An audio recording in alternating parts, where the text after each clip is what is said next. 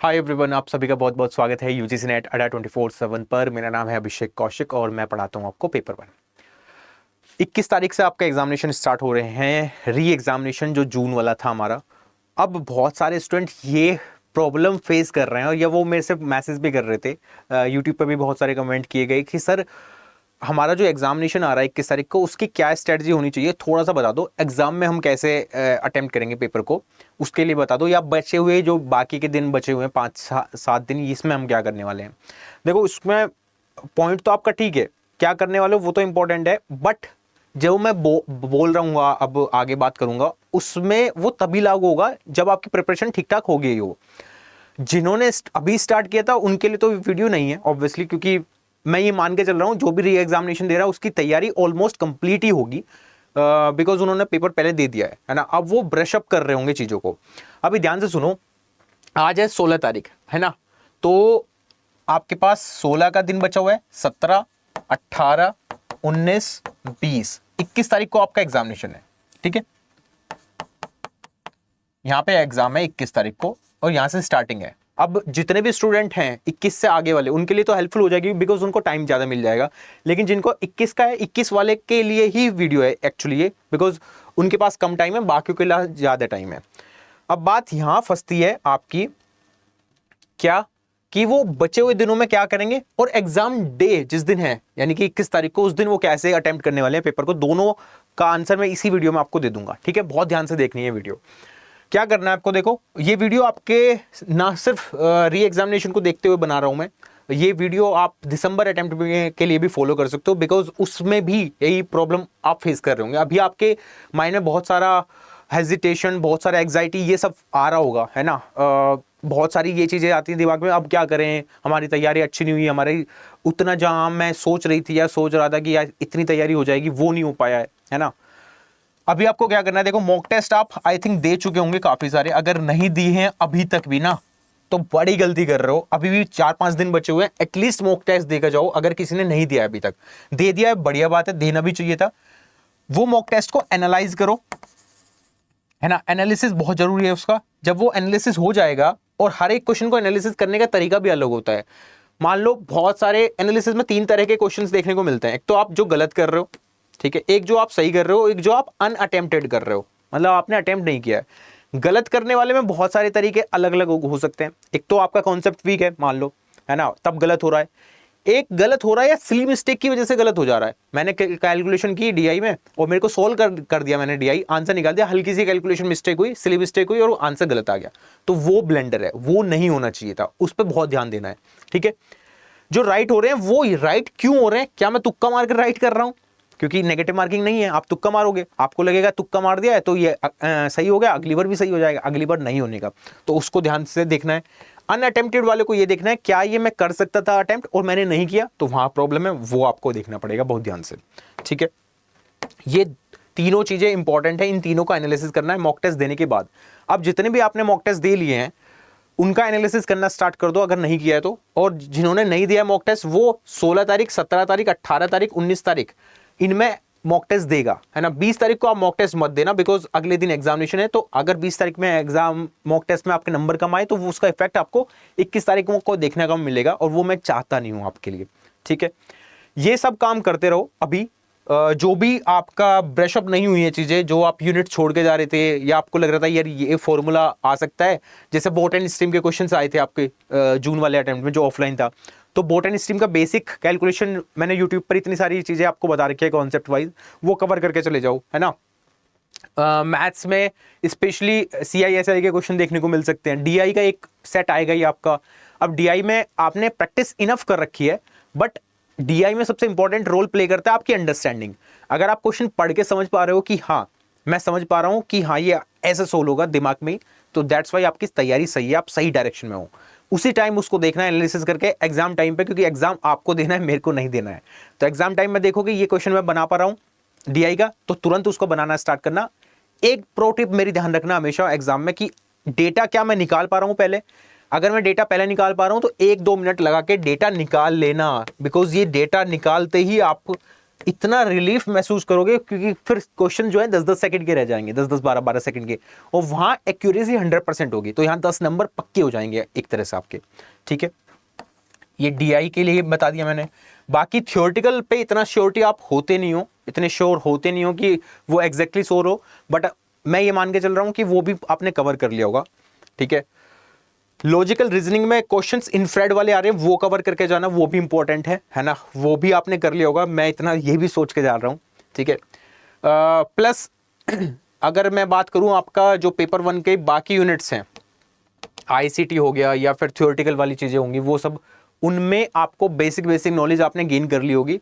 Simple अभी analysis करो, वहां से क्वेश्चंस देखो, अगर ये बना पा रहा हूं मैं, बन पा रहे हैं क्वेश्चन, दैट्स वाई ठीक है, नहीं भी बन पा रहे तो उनको प्रेशर मत लो अभी। ठीक है, अभी चिल माहौल में आप मॉक टेस्ट देते चले जाओ। सिर्फ देना 20 तारीख तक, 19 तारीख तक है, 20 को मॉक टेस्ट आपको नहीं देना है, बिकॉज 21 को एग्जामिनेशन है। ठीक है, अब पेपर 2 का जो भी आपका पेपर 2 का सब्जेक्ट है, ठीक है, उसमें भी बिकॉज थ्योरेटिकल भी होगा एंगल, अगर इकोनॉमिक्स है तो उसमें न्यूमेरिकल्स भी आ सकते हैं, है ना, मैनेजमेंट वाले में भी न्यूमेरिकल आ सकते हैं, वो सब भी आपको कवर अप करना पड़ेगा, वो भी इंपॉर्टेंट रोल प्ले करेगा। अब क्योंकि ऑनलाइन एग्जामिनेशन है, ये तो मैंने बता दिया कि 20 तारीख तक आप क्या करने वाले हो। ठीक है, 20 तारीख को हल्का हल्का थोड़ा थोड़ा पढ़ना, ज्यादा स्ट्रेस मत लेना, मॉक टेस्ट मत देना 20 तारीख को। 21 तारीख को एग्जामिनेशन है जिनका, उनके लिए तो वीडियो है ही, जिनका 22-23 आगे आगे शिफ्ट में एग्जामिनेशन है उनके लिए भी है, वो उसी अकॉर्डिंग थोड़ा थोड़ा आगे बढ़ा लेंगे अपना टाइम। ठीक है, एग्जाम टाइम में क्या करना है, एग्जाम टाइम में क्योंकि ऑनलाइन एग्जामिनेशन है अब आपका, तो ऑनलाइन वाले में आपको बड़ा ध्यान से ये चीज देखनी कि जब डीआई आप देखोगे तो डीआई में होता क्या है कि जब आप स्क्रॉल कर रहे होंगे तो वो पूरा स्क्रॉल नहीं होगा। कहने का मतलब, मैं माउस दिखा देता हूं आपको, माउस जब आप कंप्यूटर पे बैठोगे तो ये बीच का जो बटन होता है ना, बॉल पॉइंटर, ये मूव नहीं करेगा वहां, तो यहां प्रॉब्लम आएगी। तो आपको जब डीआई को स्क्रॉल करना है तो आपको बटन दबा के करना पड़ेगा। इसकी प्रैक्टिस आप घर पे ही करोगे, ये मैं आपको पहले भी बता चुका हूं, क्योंकि आरसी भी आप देखोगे, आरसी को भी आपको स्क्रॉल करना पड़ेगा। कोशिश करना डीआई को एक बार में समझ में आ जाए तो बढ़िया बात है, नहीं तो उसको स्किप कर देना तुरंत, वहीं उस पर अटकना मत, है ना। ऐसे ही जब आप दे रहे होंगे तो शुरुआत में जो जो क्वेश्चंस होते जाएं वो 1 गो में पहले खत्म करना, है ना, देन फिर 2nd गो, देन फिर 3rd गो। मिनिमम आपका एग्जामिनेशन 3 गोज में जाना चाहिए। एक बार आपने पूरा क्वेश्चंस देखे, पेपर 1 पेपर 2 एक साथ देखते चले जाओ, जितनी स्पीड से जाओगे, पहली जो गो होगा वो बहुत ही स्पीड से होना चाहिए। आपको सामने से दिख रहा है ये नंबर सीरीज का क्वेश्चन है, बहुत ईजी है, 10 सेकंड में बनाया, आगे खत्म, सेव नेक्स्ट किया, तुरंत सेव होते चले जाएंगे वो। ठीक है, उसको आपको रिव्यू करने की भी जरूरत नहीं है। अब कुछ क्वेश्चन होंगे जो आप देखोगे, आपको लगेगा यार ये टाइम लेगा, 2 मिनट 3 मिनट लेगा, बट ये मैं बना लूंगा, मेरे को आता है कॉन्सेप्ट, उसको मार्क फॉर रिव्यू डालना। मार्क फॉर रिव्यू डालते ही यही फायदा होता है ऑनलाइन एग्जामिनेशन का, ऑफलाइन में ये फायदा मिलता नहीं है। मार्क फॉर रिव्यू डालते ही वो पर्पल कलर का हो जाएगा और वो बहुत फायदेमंद होगा आपके लिए। क्यों? क्योंकि मार्क फॉर रिव्यू डालते ही वो आप बाद में तुरंत आओगे, 1 गो होने के बाद में। ठीक है, 2nd गो में वो आप क्वेश्चन सोल्व कर रहे होंगे जिसमें आपको 2-3 मिनट एक्स्ट्रा लग रही है, जो आप मार्क फॉर रिव्यू कर चुके हो, तो यहाँ पे तो संख्या बढ़ी जाएगी अटेम्प्ट करने की, और यहाँ पे एक्यूरेसी भी हाई रहेगी। 2nd गो में आप वो अटेम्प्ट कर रहे होंगे जो मॉडरेट क्वेश्चन है, जो आप मार्क फॉर रिव्यू डाल चुके हो, तो यहाँ भी आपकी एक्यूरेसी बढ़ जाएगी और नंबर ऑफ अटेम्प्ट भी बढ़ने लगेंगे। 3rd गो होगा वो जो आप क्वेश्चन छोड़ रहे होंगे स्टार्टिंग में, जो मुश्किल है, जो आपने नहीं देखे हैं पहले भी मॉक टेस्ट में, जो आपको देखते ही पता चल रहा है यार ये बनेगा नहीं, ये तो मैं छोड़ देता हूँ, तो 3rd गो में आप यहाँ पे आओगे। और यहाँ पे जैसे ही आप 3rd गो में आ जाते हो तो अब वो क्वेश्चंस आप बनाने स्टार्ट करोगे। जैसे आप वो बनने लगेंगे तो वहां पे कुछ कॉन्फिडेंस बिल्डअप होने लगेगा, और आपकी एक्यूरेसी तो यहाँ पे दोनों में स्ट्रॉन्ग हो ही चुकी है ना। जैसे ही एक्यूरेसी यहाँ पे हाई चली गई है, ये 3rd गो वाला आपका सिलेक्शन दिला देगा, क्योंकि 3rd गो में वो क्वेश्चंस आप अटेम्प्ट कर रहे होंगे जो बाकी लोग नहीं कर रहे होंगे, और यहाँ सिलेक्शन हो जाएगा जेआरएफ के लिए। बट इस पूरे प्रोसेस में अगर आप मैथ्स, एलआर और डीआई को नहीं अटेम्प्ट करोगे तो जेआरएफ तो भूल जाओ फिर, है ना, फिर जेआरएफ हो नहीं पाएगा। ठीक है, ये सब चीजें आपको एनालिसिस करनी है एग्जाम टाइम पे। तो एग्जाम टाइम के लिए ये है, एग्जाम से पहले 19 तारीख तक आपको ये काम करना है।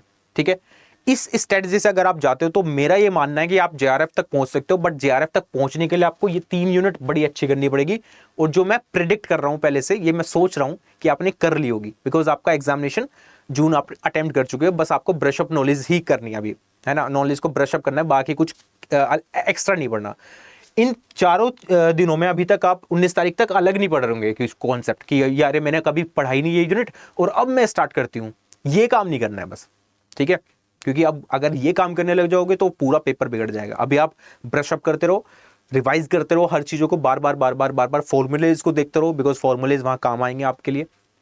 जो मैथ्स के शॉर्ट ट्रिक्स है जो मैंने इतनी बार आपको यूट्यूब पर बताई है वो आप काम करते रहो। ये सब काम करते रहोगे तो काम हो जाएगा। ठीक है, दिसंबर अटेम्प्ट वाले भी ये काम कर सकते हैं, बिकॉज दिसंबर वाले के लिए भी ये वीडियो अवेलेबल है, क्योंकि वो भी यही इसी चीज़ से गुजरने वाले हैं। ठीक है, तो ये काम करना आप, इसमें आपको बहुत सक्सेस मिलेगी। और जो लोग दिसंबर को टारगेट कर रहे हैं वो अभी से बिल्डअप कर लो अपना क्लासेस को, क्लासेस में ज्वाइन हो जाओ फटाफट, क्योंकि बहुत सारे स्टूडेंट आ चुके हैं क्लासेस में।